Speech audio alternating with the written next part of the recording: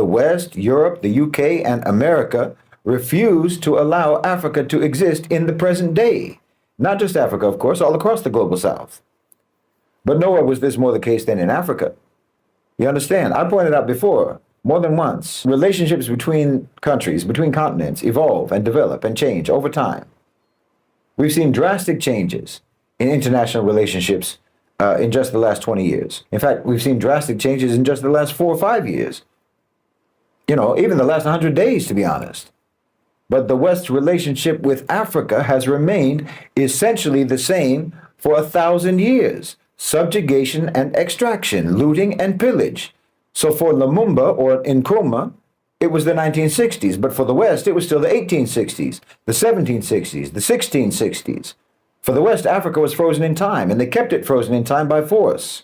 They kept it frozen in time by violence, by assassination, by coups, by invasions, and by hostage governments and collaborators. And understand this, when you arrest the forward movement of a people, when you stop them in time like that, you're not just stealing their wealth, you're stealing their future. You're robbing them of possibility. You're burying generations that have not even been born yet under the rubble of your exploitation. You see, you don't just kill the leaders when you kill the leaders or when you overthrow the leaders. You steal the future that those leaders could build. Well, you can trace the carnage going on right now in Congo today, all the way back to the assassination of Patrice Lumumba. They assassinate the idea. They assassinate the man who represents the idea so that future generations will look back and go, well, you know, they tried and they failed, so we better not bother. It's psychological warfare across time. Because if you can make a people believe that liberation is impossible, if you can make them believe that wanting sovereignty is naive and that dignity is an unrealistic hope, then you don't even have to conquer them anymore. They'll remain conquered inside themselves. The West's relative power is receding. That old wolf still has fangs, but the global South is raising some young lions of their own today. They're reviving the spirit of Lumumba and Sankara and Nkrumah. Your grip on Africa is being pried open. And yes, of course, I'm talking about Ibrahim Traore in Burkina Faso. And all the leaders in the Sahel Alliance countries, obviously, but especially Ibrahim Traore. You know, it's often only in retrospect that we recognize the magnitude of a figure who shifts the course of history. It shifts the course of events in the world. But if anyone's paying attention, you can all see that Ibrahim Traore is clearly one of the most consequential leaders, not just in Africa, not just in the Muslim world, but in the entire global South and in fact, in the world. You know, I said on X the other day that Ibrahim Traore is the most important Muslim leader in the world today. More than Erdogan, more than MBS, more than anyone else, because of what he represents.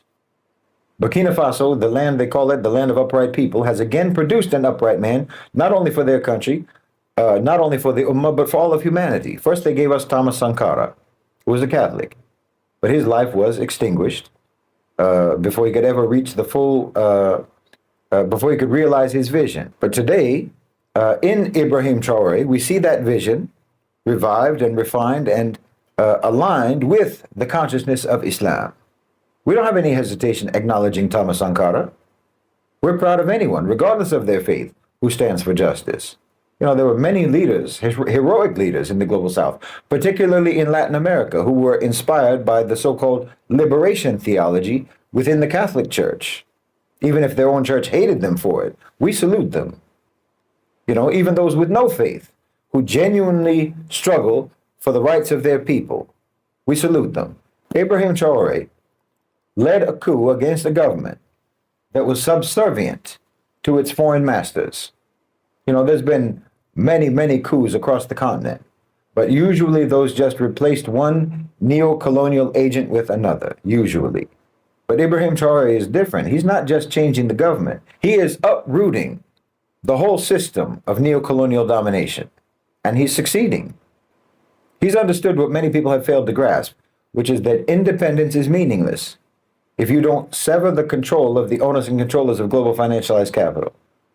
He's understood that security is a myth as long as it depends on the military patronage of your former colonizers. And he's understood that sovereignty is impossible under the shadow of Western tutelage.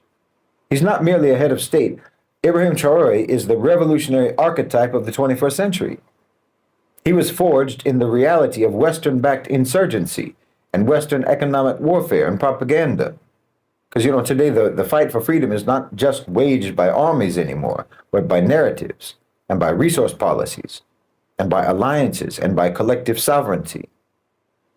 Traore has made the choice to look towards Russia and Turkey and towards other new centers of power in the multipolar world. That's strategic, not because they're perfect allies, but because he recognizes the necessity of breaking the Western stranglehold on Burkina Faso. This is pragmatism in service to principle.